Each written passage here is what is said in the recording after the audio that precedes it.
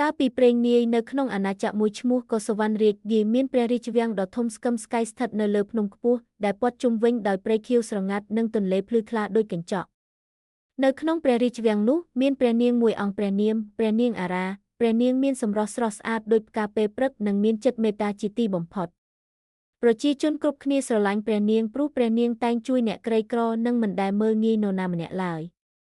ប៉ុន្តែទោះរស់នៅក្នុងព្រះរាជវាំងដ៏ធំយ៉ាងណាព្រះនាងតែងមានអារម្មណ៍ថាមានអ្វីមួយកំពុងហៅព្រះនាងពីកន្លែងឆ្ងាយរាល់យប់ព្រះនាងតែងសុបិនឃើញពន្លឺពណ៌មាសភ្លឺនៅកណ្ដាលព្រៃអាថ៌កំបាំងក្នុងសុបិននោះមានសំឡេងមួយខ្សឹបថាអ្នកគឺជាអ្នកដែលត្រូវរកគ្រាប់ត្បូងមាសថ្ងៃមួយព្រះនាងបានសម្រេចចិត្តចេញដំណើរទៅរកទីកន្លែងក្នុងសុបិនព្រះនាងលួចចេញពីព្រះរាជវាំងនៅពេលព្រឹកព្រលឹមដោយមានតែសេះមួយក្បាលជាមិត្តព្រះនាងធ្វើដំណើរឆ្លងកាត់វាលផ្កាព្រៃធំនិងទន្លេជាច្រើននៅពេលថ្ងៃលិចព្រះនាងបានទៅដល់ព្រៃមួយដែលគ្របដណ្ដប់ដោយអពណ៌មាសខ្យល់នៅទីនោះត្រជាក់និងស្ងប់ស្ងាត់ចម្លែកស្រាប់តែពន្លឺតូចមួយលេចឡើងពីក្នុងគុម្ពឈើវាជាមេអំបៅពណ៌មាសមេអំបៅនោះហោះជុំវិញព្រះនាងមុននឹងហោះទៅមុខដូចជាចង់នាំផ្លូវព្រះនាងដើរតាមវារហូតទៅដល់ទឹកជ្រោះដ៏ធំមួយនៅកណ្ដាលទឹកជ្រោះមានថ្មធំមួយដែលបញ្ចេញពន្លឺមាសភ្លឺចែងចាំងនៅលើថ្មនោះមានគ្រាប់ត្បូងមូលមួយភ្លឺដូចព្រះអាទិត្យព្រះនាងសម្លឹងមើលដោយភ្ញាក់ផ្អើលនេះហើយគ្រាប់ត្បូងមាសភ្លាមនោះសំឡេងមួយលាន់នៅពីក្រោយកុំប៉ះវាព្រះនាងងាកទៅមើលភ្លាមនៅទីនោះមានយុវជនម្នាក់ស្លៀកពាក់ពណ៌ខៀវឈរនៅក្រោមដើមឈើគាត់មានភ្នែកពណ៌ប្រាក់និងមុខមាត់ស្ងប់ស្ងាត់អ្នកជានរណាព្រះនាងសួរយុវជននោះឆ្លើយខ្ញុំឈ្មោះលូសៀនខ្ញុំជាអ្នកការពារគ្រាប់ត្បូងមាសលូសៀនបាននាំព្រះនាងចូលទៅក្នុងល្អាងមួយក្រោយទឹកជ្រោះនៅទីនោះមានរូបចម្លាក់បុរាណនិងអក្សរចម្លែកភ្លឺនៅលើជញ្ជាំងលូសៀននិយាយថាគ្រាប់ត្បូងមាសមិនមែនជាត្បូងធម្មតាទេវាជាបេះដូងនៃពន្លឺដែលអាចការពារពិភពលោកពីអំណាចចង្រិតព្រះនាងស្ដាប់ដោយភ្ញាក់ផ្អើលហើយហេតុអ្វីខ្ញុំសុបិនឃើញវាលូសៀនស្ងប់មួយសន្ទុះមុនឆ្លើយថាព្រោះគ្រាប់ត្បូងបានជ្រើសរើសអ្នកព្រះនាងភ្នែកធំឡើងជ្រើសរើសខ្ញុំ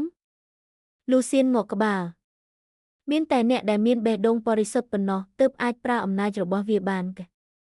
ប៉ុន្តែមុនព្រះនាងសួរបន្ថែមស្រាប់តែដីចាប់ផ្ដើមញ័រផ្សែងខ្មៅចាប់ផ្ដើមរាលដាលចូលក្នុងល្អាងសំឡេងសើចដ៏គួរឲ្យខ្លាចលាន់ឬទីបំផុតខ្ញុំរកឃើញគ្រាប់ត្បូងហើយពីក្នុងផ្សែងខ្មៅបុរសម្នាក់ស្លៀកអាវខ្មៅបានបង្ហាញខ្លួនភ្នែករបស់គាត់ភ្លឺពណ៌ក្រហមដូចភ្លើងខ្ញុំគឺម៉ារ៉ុកហើយអំណាចនេះនឹងក្លាយជារបស់ខ្ញុំលូសៀនឈរនៅមុខព្រះនាងភ្លាមខ្ញុំនឹងមិនអនុញ្ញាតឲ្យអ្នកប៉ះវាទេម៉ារ៉ុកសើចយ៉ាងខ្លាំងអ្នកម្នាក់ឯងមិនអាចទប់ខ្ញុំបានទេគាត់បានបាញ់អំណាចខ្មៅទៅលើល្អាងជញ្ជាំងចាប់ផ្ដើមបែកហើយពន្លឺនៃគ្រាប់ត្បូងក៏ចុះខ្សោយព្រះនាងមានអារម្មណ៍ថាបេះដូងកំពុងឈឺចាប់ភ្លាមនោះសំឡេងទន់មួយលាន់ឬក្នុងចិត្តព្រះនាងពន្លឺពិតប្រាកដស្ថិតនៅក្នុងចិត្តដែលពោរពេញដោយសេចក្តីស្រឡាញ់គឺព្រះនាងបិទភ្នែកហើយនឹកឃើញប្រជាជនអាណាចក្រនិងមនុស្សគ្រប់គ្នាដែលព្រះនាងស្រឡាញ់ភ្លាមនោះគ្រាប់ត្បូងមាសចាប់ផ្ដើមភ្លឺខ្លាំងពន្លឺពណ៌មាសរាលដាលពេញល្អាងម៉ារ៉ុកស្រែកដោយភ័យខ្លាចមិនអាចទៅរួចទេ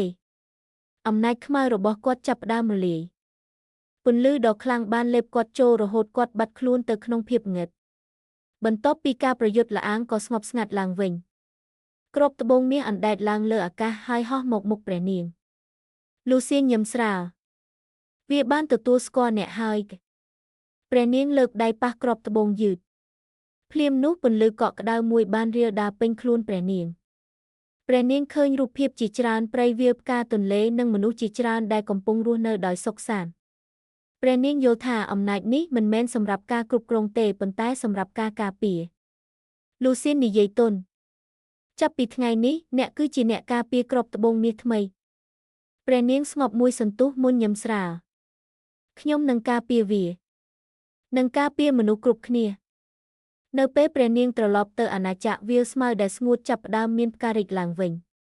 ទន្លេភ្លឺថ្លាជាងមុនហើយមេឃពេលយប់ក៏មានផ្កាយភ្លឺស្រស់ស្អាត ប្រជាជនទាំងអស់ជឿថាពន្លឺនៃក្របត្បូងមាសកំពុងការពារអាណាចក្រពីភាពងឹត